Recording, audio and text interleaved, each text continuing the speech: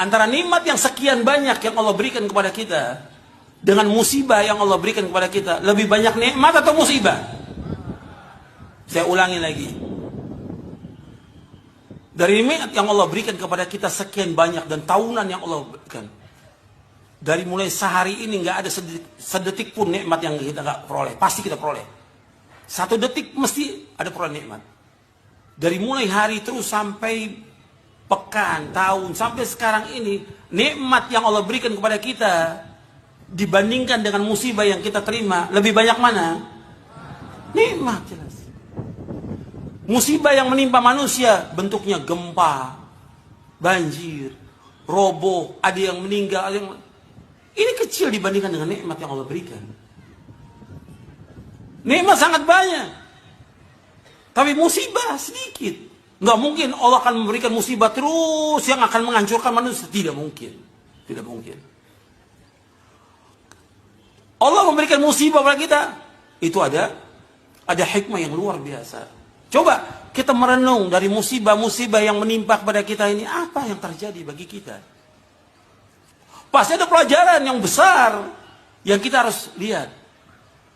Allah menyebutkan di dalam surah Asy-Syura.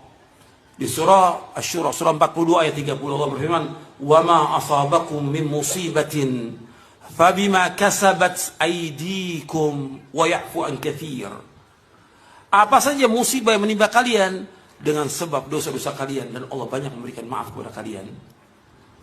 Dan kita renung dari ayat ini. Kita merenungkan ayat ini.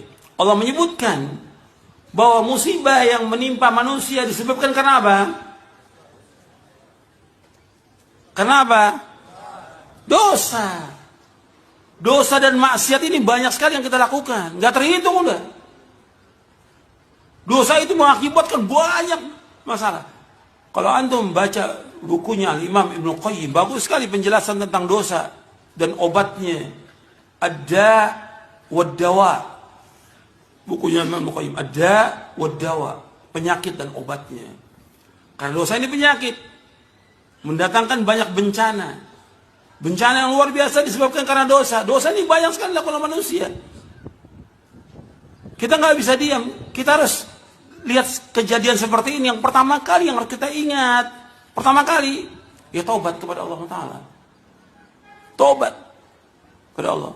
Adanya gempa, adanya kematian, ada orang yang tertimpa bangunan dan ini. Kita taubat kepada Allah. Ini taubat dosa kita. Karena semua yang terjadi kerusakan disebabkan tangan-tangan manusia. Zaharal fasadu fil barri wal bahri bima kasabat aydin nas. Semua kerusakan yang terjadi di darat dan lautan dengan sebab tangan manusia. Maka Allah timpakan kepada mereka agar mereka kembali kepada Allah Ta'ala. Dosa itu banyak. Kita wajib taubat kepada Allah. Taubat atas semua dosa. Kembali dengan betul taubatan nasuha. Kembali udah. Jangan sampai kita berbuat dosa lagi. Syaratnya 3 taubat itu. Yang pertama, yaitu kita meninggalkan perbuatan dosa itu. Harus kita tinggalkan dosa itu. Yang kedua, menyesali. Yang ketiga, yaitu kita punya azam yang kuat untuk tidak mengulangi lagi. Dosa-dosa yang kita lakukan, tinggalkan. Banyak yang kita lakukan dosa itu. Di antara kaum muslimin ada yang masih meninggalkan sholat, ada yang berbuat yang haram, riba, durhaka pada orang tua, dan yang lain banyak sekali. Kalau kita hitung puluhan dosa, bahkan ratusan dosa yang lakukan. Wajib dia taubat kepada Allah. Taubat, tapi terus taubat. Kan Allah menyuruh dalam Al-Quran, suruh taubat kita. Ya ayyuhalladzina amanu tubu ilallahi taubatan nasuha. Wahai orang beriman, taubatlah kepada Allah dengan taubat yang nasuh, taubat yang benar, taubat yang jujur, taubat yang ikhlas, taubat yang tidak mengulangi dosa lagi. Taubat kepada Allah atas semua dosa. Semua manusia punya dosa. Saya dan antum sama. Kita banyak dosa. Taubat kepada Allah. Tiap hari istighfar kepada Allah, minta ampun kepada Allah, taubat kepada Allah atas semua dosa. Makanya Allah ketika menyebutkan kebahagiaan orang beriman apa? Wa tubu ilallahi jami'an ayyuhal mu'minuna la'allakum tuflihun. Taubatlah wahai manusia semuanya kepada Allah. Taubat wahai kaum mukminin kepada Allah agar kalian jadi orang-orang yang sukses, orang yang beruntung. Taubat kepada Allah. Taubat atas semua dosa. Itu perhatikan tuh, taubat. Ini penting. Dan kalau kita lihat lagi, ikhwan fillah, azakumullah. Banyak juga manusia yang lalai.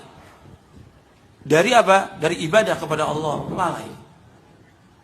Juga kalau kita lihat kesalahan yang paling besar dilakukan oleh manusia dalam perbuatan dosa, syirik. Apa syirik itu? Menyekutukan Allah, menduakan Allah. Dia berdoa kepada Allah, tapi berdoa juga kepada yang lain.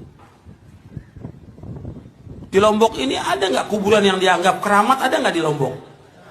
Banyak. Syirik nggak itu? Syirik.